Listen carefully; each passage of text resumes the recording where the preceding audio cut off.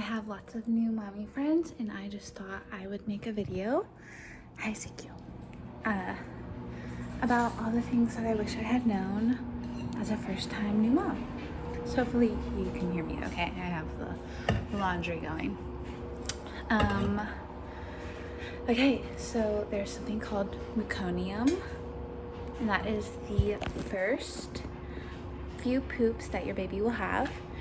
Make sure you put olive oil or coconut oil on your baby's bum because that stuff is super sticky. So when they're born, they're gonna be born with white stuff. That's super important that isn't wiped off.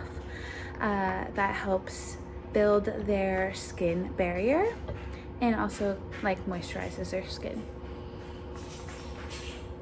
So I always recommend leaving it on at least 24 hours. I didn't know that we could take it off sooner. I ended up leaving it on my son for like weeks. But anyway, so leave the white stuff on. Your baby doesn't need a bath. They're born perfect and just the way they're supposed to be. And yeah, when they're born, before you put a diaper on, put on olive oil or coconut oil on. And then also it's not normal, it's normalized, but it's not normal for babies to spit up or have any other color poop than yellow, mustard yellow. If it's green or foamy, or if they're spitting up too, that is a sign that whatever the mom is eating, if you're breastfeeding or formula, whatever that baby is eating or mom is eating, they're allergic to. And the most famous things that babies are allergic to is milk, oats, and oats is pretty big on boosting your milk supply, so stay aware of that. Coconut, nuts, seeds seem to be okay, like hemp seeds, sesame seeds, pumpkin seeds, those seem to be okay. Chia seeds, nuts, and eggs. So if your baby's spitting up or has green poop or is even colicky, those could be why. And then colicky also is just gas. Colicky, if you look up the definition of a colic baby, it literally means an allergy. So those are the top 5. And then what I noticed that made my son really gassy was cabbage and the cruciferous group. So broccoli, cauliflower, those vegetables made my son gassy. And then there's something called cluster feeding. I didn't know about this. You will be up every 30 minutes to an hour once that baby hits a growth spurt. And it is tiring, it is exhausting. You're gonna think something's wrong with your baby. Nothing's wrong with your baby. Your baby is trying to boost the milk supply to feed their growing body. And I had to check on him. What else? There's just like, I get so excited. I'm like, oh, I want to share all my little tips and tricks. I discovered potty training. It's called elimination communication. Even if you don't do it full time, I don't do it full time. I try, but I don't. I definitely recommend looking into that. It's written by Andrea Olson.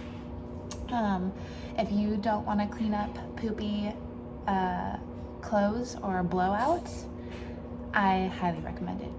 I have been potty training Ezekiel since he was 2 months, so it's been 7 months of potty training, and I've cleaned maybe 1 poopy diaper a month since then.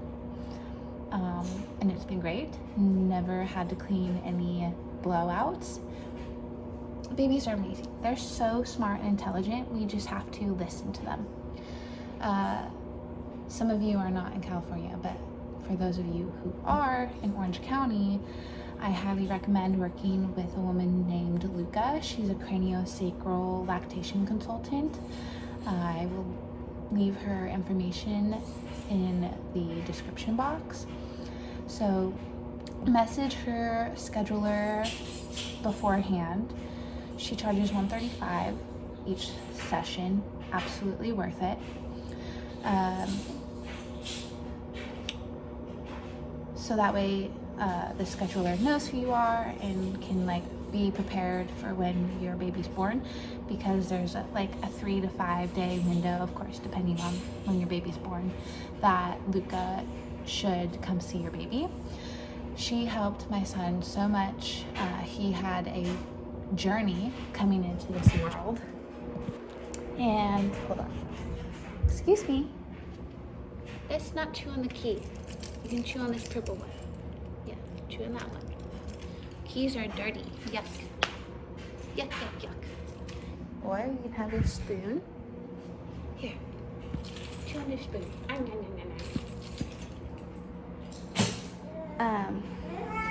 Yes. I know, I took it away. You have your spoon though, okay? And oh, so I'm kind of going in the order of things that I wish I had known, from the time that he was born to now. And breastfeeding, for the first 3 months, I was drinking almost 2 gallons of water a day, because I just gave birth. All my fluids and blood supplies all different and fluctuating hormones. So make sure you're extremely hydrated. You will be extremely hungry. The first 30 days after birth, what you put in your body is so important. I think I lasted 20 days before I started eating not the greatest food, in the sense of I had pizza or sushi. But the first 30 days, if you can eat soups and dense, nutritious foods, red meat, chicken, or if you're vegan, I don't know, you're on your own to figure that one out. But just super dense, nutritious foods is super important the first 30 days, even further. I mean, just in general, it's important for us to eat healthy, but especially after giving birth. So do your best to drink lots of soups and broths and teas.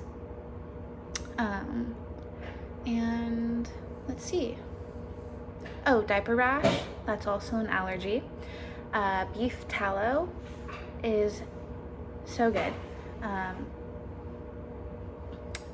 If you're gonna potty train, which I recommend, it's super easy to catch right when they wake up, or you'll learn if you decide to do it. But it's just really nice not having a poopy diaper. So let's see, what else do I want to share? You can have anxiety, postpartum depression. It's not just depression. I had anger, I had postpartum anger, I had postpartum anxiety, more so than depression. And it was wild. I was like, why am I so angry? I would literally be yelling at my partner. I'm like, I don't know why I just did that. I'm so sorry. Anyway. And it takes a community to raise a child. So if you're not reaching out, or if your friends and family aren't reaching out, then you need to reach out to them. Be like, I need help. Something that, me and my partner, we didn't really need any help with cleaning the house or anything like that. We just needed help cooking. So meals, if you want your friends and family to help, that's what helped us, was a lot. Literally everything was just cooking. Having meals in the fridge helped so much. Hi. So I think this has been a long video, but I think that's everything that I want to share with you all. New mamas or soon to be moms. Just make sure you get your sunshine when you can, and baby too.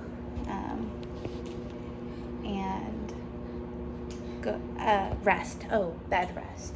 If you can lay down as much as possible, like you should not be out of bed at least 7 days postpartum. If you can go even longer, like I think I laid in bed for like 2 weeks, and then I first started walking outside and going on small walks. Highly recommend it. You can lay down to feed your child, side lying.